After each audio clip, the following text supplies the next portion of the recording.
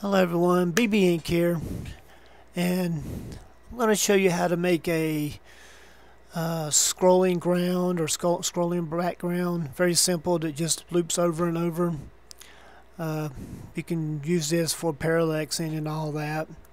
I just have one simple image that I'm going to show you with. It's very simple to do. You might use this in, say, an endless runner or something like that. So I'm going to bring my image up, and the first thing I'm going to do is check the size. I'm actually going to change it to 768 so it's the same width,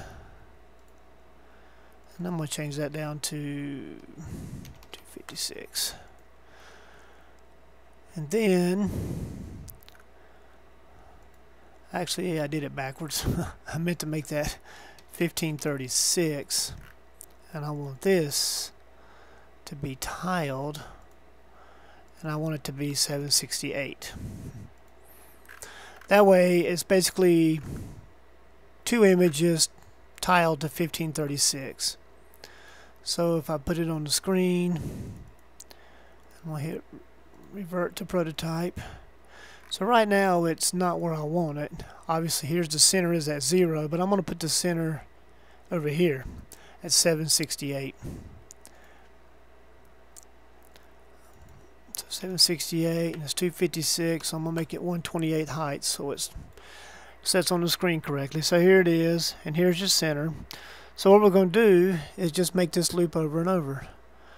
And that's very simple. Change that. Need a rule and a change attribute. You're going to do attribute your actor's position X. If it equals 0 or less, you're going to change actor's position X to 768. Now that won't do nothing in itself. We need to put it in motion, and I'm just going to do it from right here. It's easy as ever, and that's it. Now if we run it,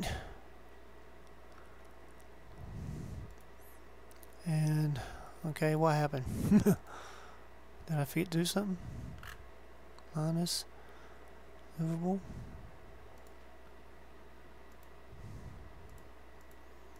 Oh, there it goes.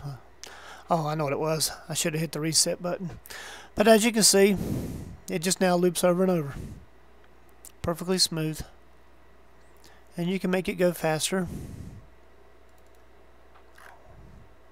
So let's say minus 300. And did it again, but you hit the reset. There it goes. You see, it just runs over and over. Now every now and then you may get a little gap right here, especially on slower devices. So what you can do is you can just make this a little bigger. Let's say 1540. And then let's make that 770. And let's tell this to go back to 770.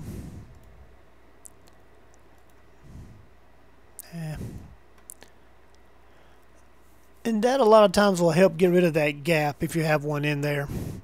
You really just have to play with it to see. And as you can see, that's real easy to do. And if you wanted to, you could even I'm just going to do a copy here. Control Z, copy paste, and I'm going to stick this on here too. I'm going to stick it in the background. Actually it's in the foreground, but I'm going to put it in the background. And I'm just going to open this one up, set it the right spot, but I'm going to change the speed. I'm going to make this one minus 200. Let's make it 150. And you can actually, I'm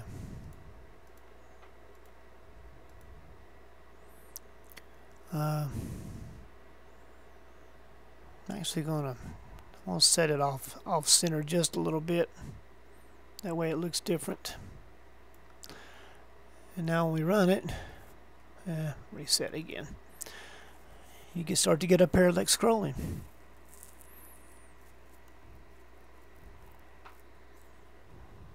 And you can keep adding more layers, clouds, whatever you want to do.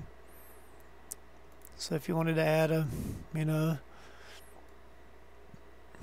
a third one.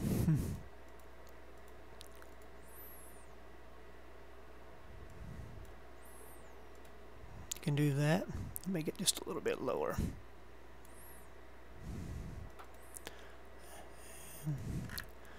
Even slower. Let's make this one 75. Oop. Yeah, I guess that should have been minus 75. And refresh. And that's it. It's really easy to do.